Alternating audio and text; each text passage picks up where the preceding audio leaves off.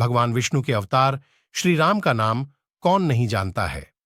रामायण महाकाव्य के रचयिता महर्षि वाल्मीकि ने अपने ग्रंथ में लिखा है कि भगवान श्री राम में वैदिक सनातन धर्म की आत्मा कहे जाने वाले सभी गुण विद्यमान हैं। भगवान राम को पुरुषों में सबसे उत्तम पुरुष अर्थात मर्यादा पुरुषोत्तम भी कहा जाता है। त्रेता युग में जन्मे भगवान श्री राम अयोध्या के महाराज दशरथ के सबसे बड़े पुत्र थे। लक्ष्मण, भरत, शत्रुघ्न राम के भाई थे।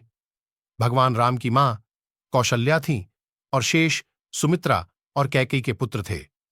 भगवान राम का विवाह मिथिला नरेश राजा जनक की पुत्री सीता के साथ हुआ था। लक्ष्मण की पत्नी उर्मिला, शत्रुघ्न की पत्नी श्रुतकीर्ति और भरत की पत्नी मांडवी थी।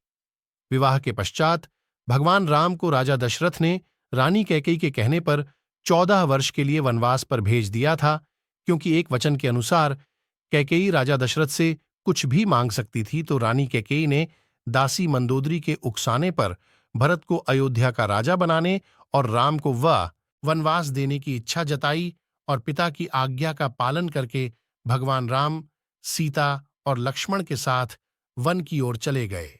ब्रह्मा, विष्णु तथा महेश में से भगवान विष्णु ने संसार की भलाई के लिए कई अवतार लिए हैं।